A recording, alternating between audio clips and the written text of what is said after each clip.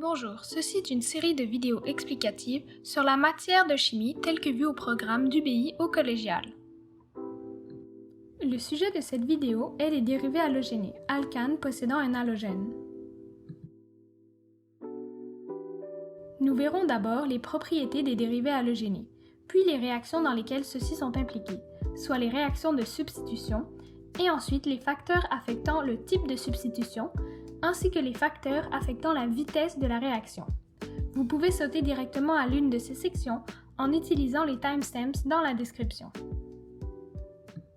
De manière générale, les dérivés halogénés se définissent comme des alcanes où l'un des hydrogènes est substitué par un halogène, qui peut être du chlore, du brome ou de l'iode. Contrairement aux hydrocarbures qui ne contiennent que des liaisons CC et CH non polaires, les dérivés halogénés, eux, sont un peu polaires en raison du lien CX, car l'halogène électronégatif attire les électrons de la liaison vers lui, créant des charges partielles, une charge partielle positive sur le carbone lié à l'halogène et une charge partielle négative sur l'halogène. Étant polaires, les dérivés halogénés peuvent faire des London, mais également des Keeson. Ainsi, les points d'ébullition et de fusion des dérivés halogénés sont plus élevés que les alcanes correspondants. Non seulement car ils font des Keeson, mais surtout parce qu'un dérivé halogéné possède beaucoup plus d'électrons, en raison de l'halogène, atome qui a un gros nuage électronique, et donc les London sont plus intenses.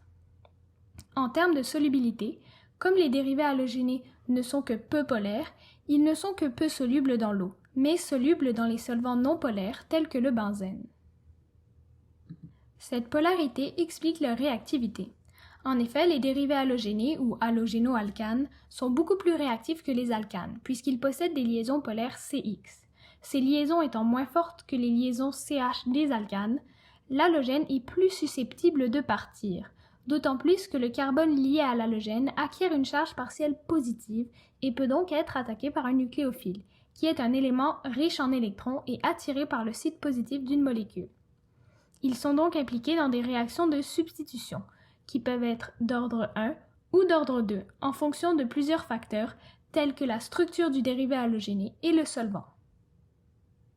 La substitution nucléophile est une réaction au cours de laquelle un nucléophile plus fort vient remplacer un autre nucléophile moins fort. Dans le cas de la substitution nucléophile sur les dérivés halogénés, c'est l'halogène, soit l'iode, le brome ou le chlore, qui est remplacé. La substitution nucléophile peut se faire en une étape, selon un mécanisme SN2, ou en deux étapes, selon un mécanisme SN1. Commençons par la substitution nucléophile d'ordre 1, SN1, qui, contrairement à son nom, se fait en deux étapes. Pour les deux substitutions nucléophiles, la présence d'un carbone asymétrique dans la molécule entraîne la formation de certains produits. Alors, pour les dérivés halogénés, dessiner les molécules en 3 dimensions est nécessaire, puisque cela permet de différencier les isomères optiques. Les mécanismes vus aujourd'hui se feront tous avec un carbone asymétrique afin d'illustrer ces spécificités. Mais les réactions sont aussi possibles avec des molécules qui n'ont pas de carbone asymétrique. Dans tel cas, il n'y a toujours qu'un produit formé sans isomère. Dans le cas de la réaction SN1 en deux étapes, la présence d'un carbone asymétrique entraîne la formation de deux produits, soit les deux énantiomères optiques. Le bilan d'une telle réaction est le suivant. Le dérivé halogéné réagit avec un nucléophile, dans ce cas, l'ion hydroxyde OH- qui provient d'une solution de NaOH, et ce nucléophile vient remplacer l'halogène afin de former un alcool ainsi que du NaBr. Comme mentionné précédemment, le mécanisme de la réaction se fait en deux étapes distinctes. La première étape est la formation du carbocation, lorsque l'halogène se détache de la molécule comme ceci. Cela forme donc un carbocation, ainsi que du Br-. Cette étape étant la plus lente, c'est l'étape déterminante de la vitesse de réaction, donc la loi de vitesse, qui est égale à la constante K fois la concentration des réactifs, correspond dans ce cas, pour une SN1, à la constante K fois la concentration du dérivé halogéné uniquement. La deuxième étape est l'attaque du nucléophile, soit de l'ion hydroxyde OH-, sur le carbocation. Le OH- va donc venir s'ajouter au carbone par un lien simple, formant un alcool. Or, le carbocation étant de géométrie triangulaire plane, le nucléophile peut attaquer celui-ci par le haut ou par le bas. Puisque chaque nucléophile fait soit l'un soit l'autre, il faut représenter une des flèches par un trait plein et l'autre en pointillé pour montrer qu'il y a deux possibilités. S'il y a un carbone asymétrique, comme c'est le cas de la molécule ici, l'attaque du nucléophile par le haut ou par le bas entraîne la formation de différents produits qui sont deux énantiomères, l'un de configuration absolue R et l'autre S, et ce, peu importe la configuration du substrat de départ. Ainsi, lors d'un mécanisme SN1, il y a racémisation. En effet, le produit sera optiquement inactif, puisque les deux énantiomères de l'alcool sont présents dans le mélange et ont des valeurs de pouvoir rotatoire opposées, qui s'annulent. Le Br- formé à la première étape réagit également avec le Na+, pour reformer un sel, cette fois-ci du NaBr.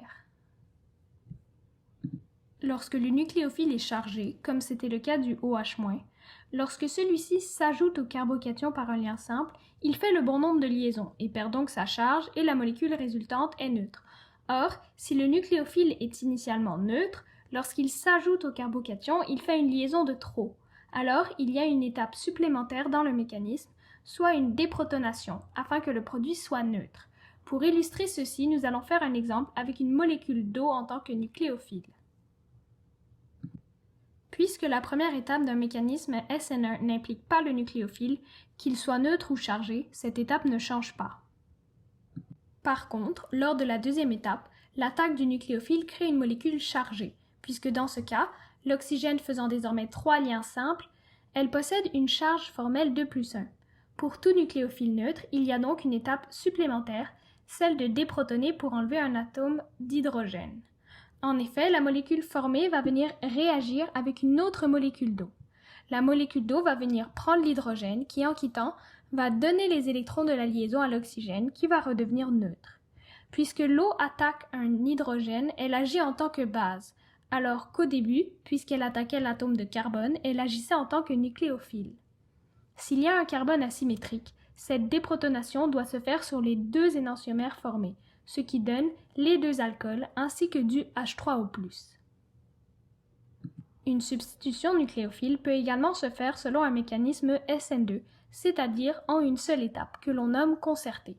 Le principe de réaction demeure le même, puisque le dérivé halogéné réagit avec un nucléophile, dans ce cas l'ion hydroxyde OH-, qui provient d'une solution 2NaOH, et ce nucléophile vient remplacer l'halogène afin de former un alcool et du NaBr. S'il n'y a pas de carbone asymétrique, il n'y a aucune différence dans les produits formés par mécanisme SN1 ou SN2. Par contre, s'il y a un carbone asymétrique, comme c'est le cas ici, il n'y a pas deux produits formés, mais un seul, qui est de configuration opposée au substrat, ce qui peut s'expliquer en regardant le mécanisme d'une réaction de SN2. Là encore, il est donc essentiel de dessiner les molécules en 3 dimensions, afin de pouvoir représenter les différents isomères optiques. Ce mécanisme ne comprend qu'une seule étape avec la formation d'un intermédiaire de réaction. En effet, le départ de l'halogène se fait en même temps que l'attaque du nucléophile. Il y a donc un intermédiaire de réaction, molécule à laquelle l'halogène et le nucléophile sont liés. Comme le carbone ne peut pas faire 5 liens et que cet état est transitoire, il faut représenter les liaisons avec l'halogène et le nucléophile avec des lignes pointillées et mettre l'intermédiaire de réaction entre crochets. La charge de cet intermédiaire de réaction correspond à la charge du nucléophile. Donc dans ce cas, comme l'ion hydroxyde est chargé -1, la charge de l'intermédiaire de réaction est également de -1. Cette étape étant l'étape déterminante, la loi de vitesse de réaction correspond à la constante K multipliée par la concentration du dérivé halogéné et de celle du nucléophile. Puisque la réaction se fait en une seule étape, le nucléophile n'attaque que d'un seul côté, soit du côté opposé à l'halogène. S'il y a un carbone asymétrique, il y a donc inversion de configuration absolue. Dans ce cas, le substrat étant de configuration R, le produit sera de configuration S et sera optiquement actif, car un seul des deux énantiomères est présent. Si le nucléophile est neutre, comme avec de l'eau, il faut également ajouter une étape supplémentaire, soit de déprotoner. Le mécanisme d'une réaction SN2 correspond donc à ceci. Dans ce cas, puisque la charge de l'intermédiaire de réaction correspond à la charge du nucléophile et que l'eau ne porte pas de charge, l'intermédiaire de réaction est également neutre. Dans le produit formé, l'atome d'oxygène, qui fait 3 liaisons simples, est porteur d'une charge positive. La molécule va donc réagir avec une autre molécule d'eau qui va attaquer un hydrogène et donc agir en tant que base. En effet, la molécule d'eau va venir prendre l'hydrogène qui, en quittant, va donner les électrons de la liaison à l'oxygène qui va redevenir neutre. Cela ne change toutefois pas le produit formé. Certains facteurs permettent de déterminer si la substitution nucléophile se fera selon un mécanisme SN1 ou SN2, soit la nature du dérivé halogéné et le type de solvant. Tout d'abord, une réaction de substitution sera d'ordre 1, soit SN1, si le carbone lié à l'halogène est tertiaire, et ce pour 2 raisons. La première raison est qu'un carbone tertiaire étant très substitué, l'effet inductif répulsif est plus fort, et donc les atomes de carbone vont pousser leurs électrons vers le carbocation, ce qui va réduire sa charge et donc le stabiliser. Il est donc beaucoup plus probable qu'il y ait un mécanisme SN1 avec la formation d'un carbocation. La deuxième raison est que l'encombrement stérique étant plus important, cela empêche l'attaque directe du nucléophile sur le dérivé halogéné, ce qui laisse le temps au carbocation de se former. Par ailleurs, un solvant protique favorise également une réaction SN1. Un solvant protique est un solvant qui peut faire des ponts H avec le nucléophile, soit le solvater, ce qui a un effet stabilisant sur celui-ci. Le nucléophile est donc moins disponible pour attaquer directement le substrat, ce qui permet au carbocation de se former. Des exemples de tels solvants sont l'eau et les alcools.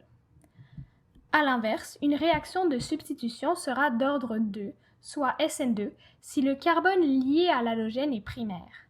En effet, un carbone primaire étant beaucoup moins substitué, l'effet inductif répulsif est moindre, et donc il stabilise moins le carbocation, qui n'est donc pas susceptible de se former.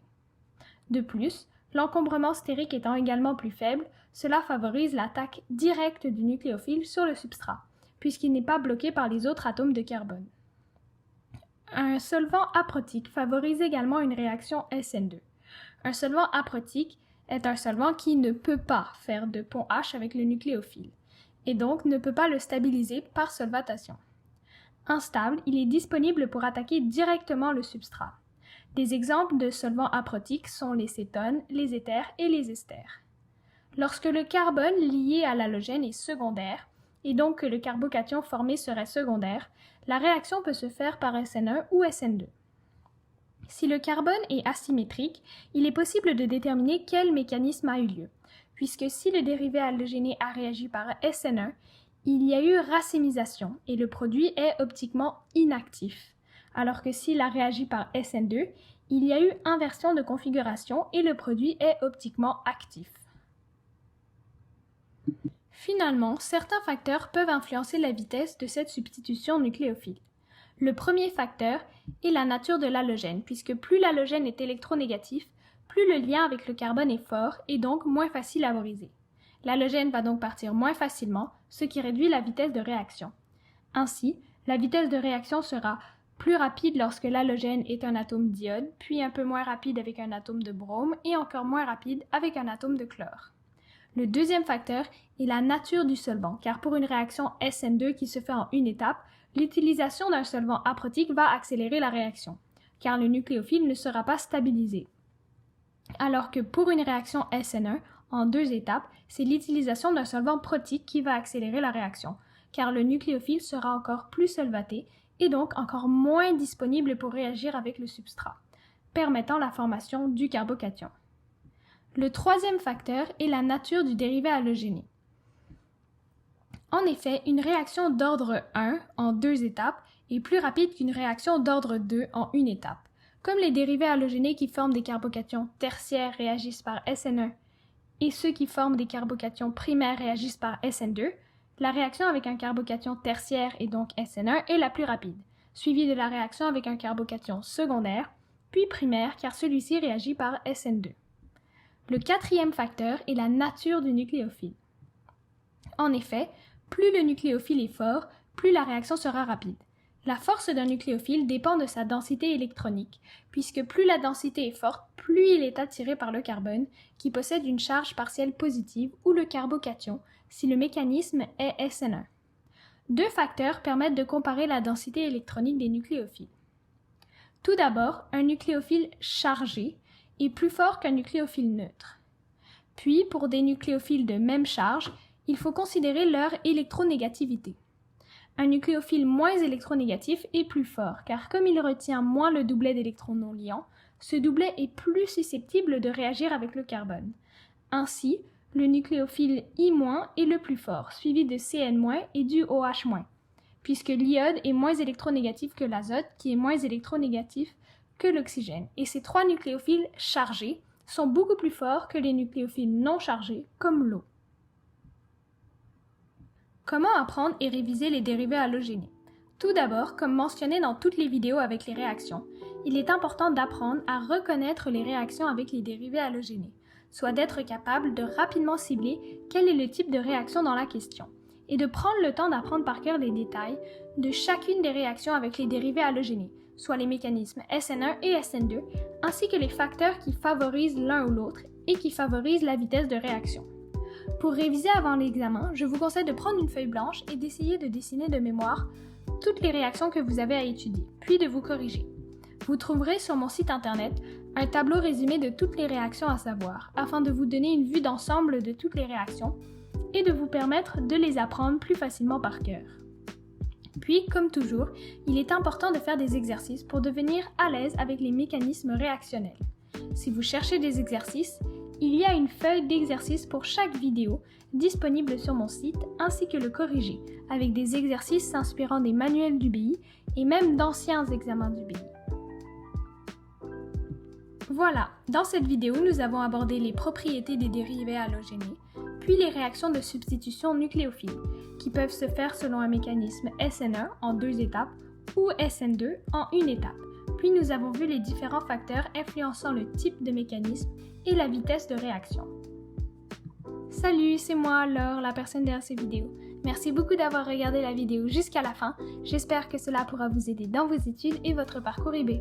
N'hésitez pas à me dire comment vous avez trouvé la vidéo en commentaire, à mettre un pouce bleu si vous avez aimé, et si vous avez des suggestions de sujets avec lesquels vous avez plus de difficultés et que vous aimeriez voir prochainement sur cette chaîne, dites-le moi dans les commentaires.